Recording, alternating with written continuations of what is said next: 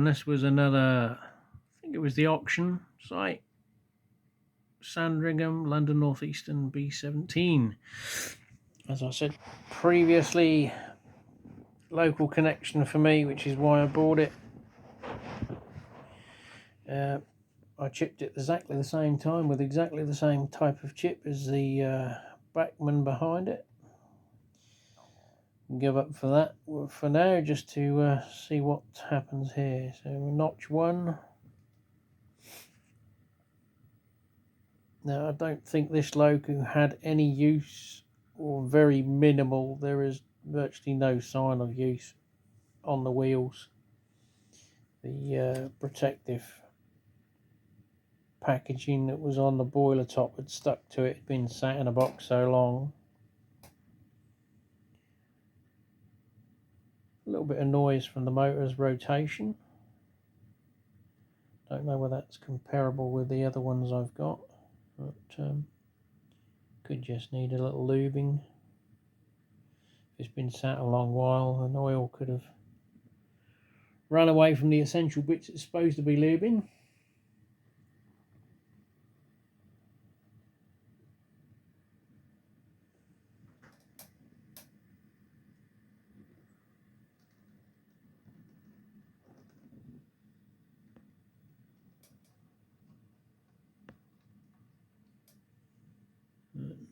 Looking pretty favourable. It's on speed step 2.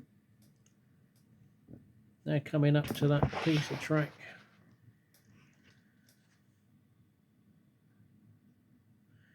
I believe this has all-wheel pickup because there's 4 wires in the tender where the chip sits that go through to the Loco. So it's got more pickups on this, being a modern design. There you go. Priceless sound effects.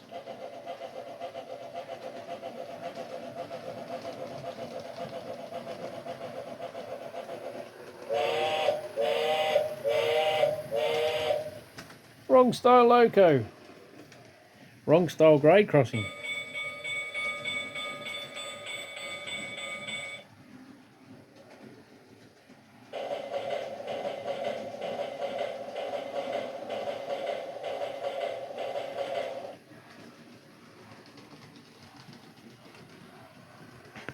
So front ways it seems to work quite well.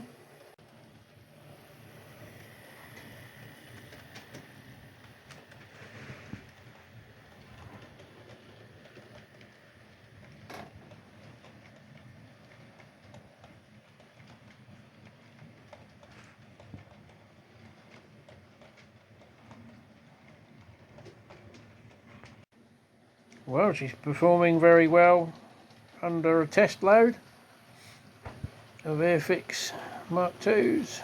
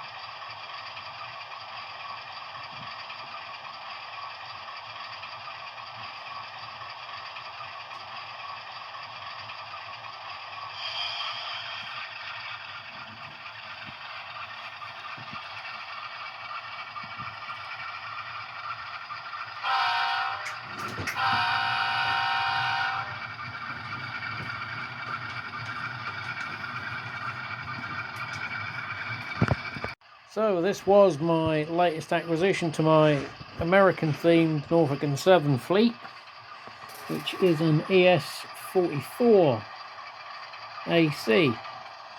Again, it was from the same chap I bought the other ones from. Bought from the US, tried, put back in the box and never used again. Did look on the internet, and I think the bane of contention with these is that the ditch lights don't alternate. I believe you can mess around with the wiring and change them. Whether I will or not, I don't know, because it will probably be in a consist anyway. The one note on this was when he tried it, the front ditch lights don't work. The rear ones do when it's in reverse, but the front don't come on, and neither set alternate. So I don't know whether it's just a case of the wire's been caught in the body when it's been assembled, or whether there's a bigger issue. But again, I'm not overly bothered, because as I say, it will probably be in a consist, so it won't be the lead locomotive.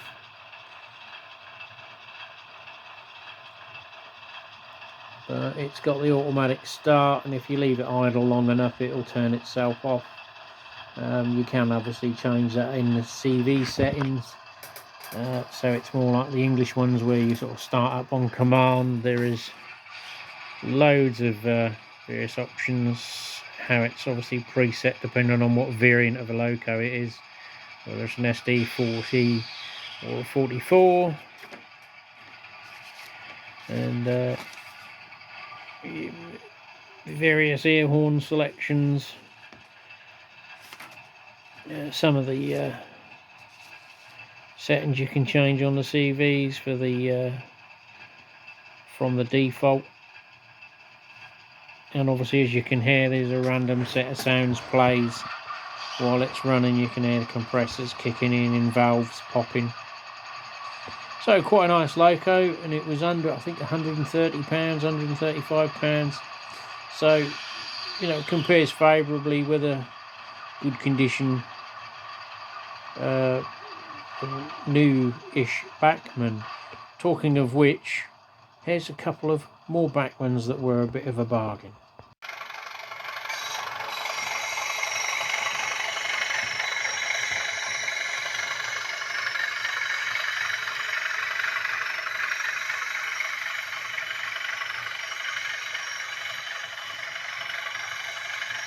So this was another acquisition on a video a while back.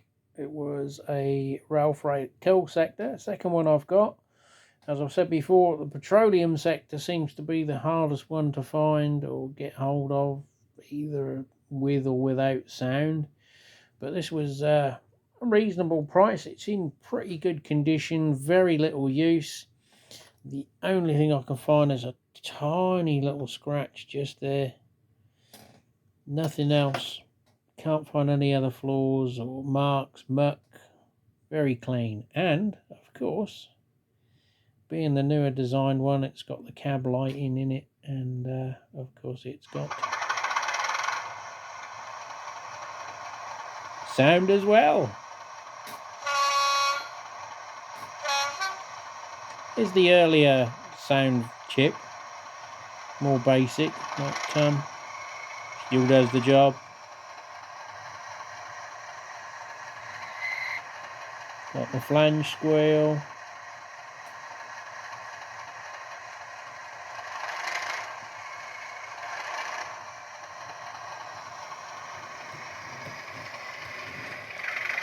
And it will pull nicely our little rake of silver bullet tankers. The front coupling hook does tend to lift off the Loco, but I do have several that don't quite swing enough to cope with the smaller tension lock couplings. They're not ideal.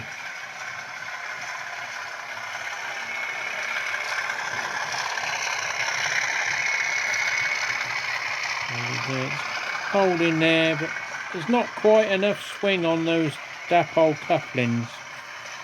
I might modify one later on, depends on whether the rate grows or not.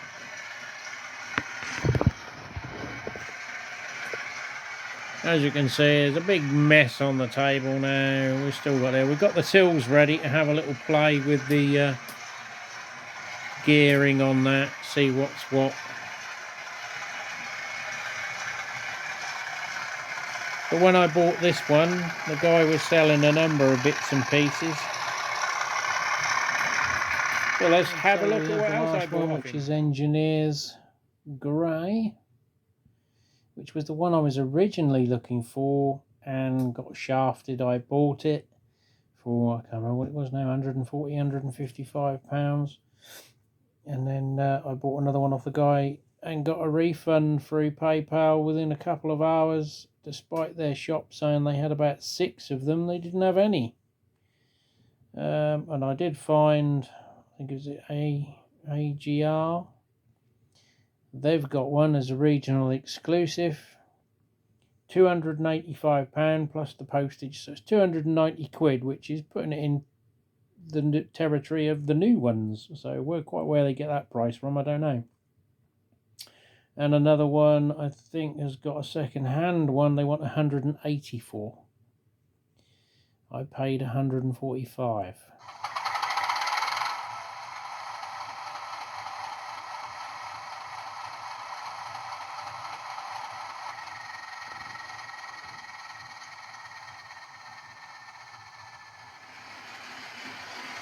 They both had the CV settings. As soon as power's applied, the engines are on. So I've changed the numbers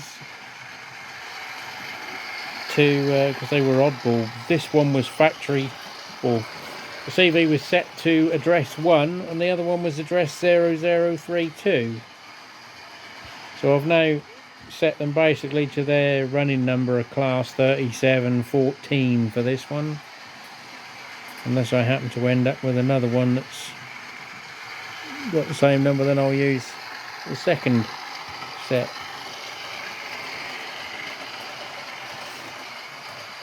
But this is the first time I've had it out of the box and ran it.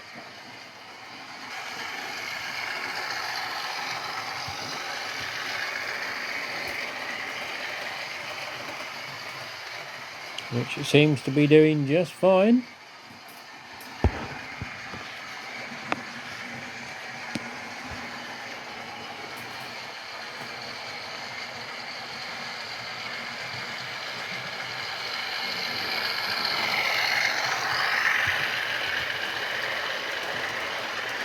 Well, you might remember these from a previous video, or a couple of videos. There's a running video and the video in which I purchased them in. Now, I had them running with some of my brewery pipe fittings in them to give them a bit of weight, as they are a plastic kit and there is no provision in them to put any weight in the chassis or have a cast chassis. Now, as you can see, they're quite long as well. Comparing them to a Loco, they're literally as long as a class 37. The problem is the swing on the bogie truck is tighter than the radius. This is a third radius curve, so we've got third, second and first, which are sort of fairly common for train sets, but generally those two are what you find in a train set. The newer sets you get third radius. Obviously American stuff's longer and bigger in gauge in reality, so you know, compressing it back down into scale comes with some issues. Now this literally is on the limit on this curve, and you can see it's not even gone into the curve yet really. What was happening is it was derailing as it came out of the curve. The reason being that there isn't a great deal of allowable pivot before the wheels foul the mechanism for the hitch coupling head, so it doesn't give you a big scope on the radius of which it will go round. Obviously that made worse by the length of the wagon. Same problem. I have ground them down, as you might just see, with a Dremel. It looks like this one has about the right amount, because they would not traverse round previously. And get it in shot, you can see I've gone in a bit more with this one. I just removed the wheel truck and went at it with a rotary till blade, just enough so that obviously we don't take all the plastic away, but it has just about allowed it to get around a third radius. This side seems to be a little bit tighter than that one for some reason. This one obviously needs a little bit more shaved off it, but it's a work round. I mean, they will go round as long as I can keep them grounded with a bit of weight. So let's have a look.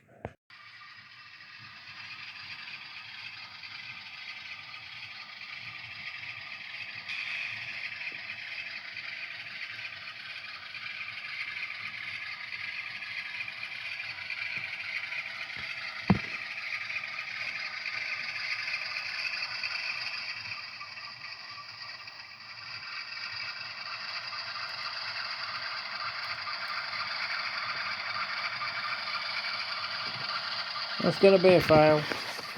Trying to couple them up on a curve.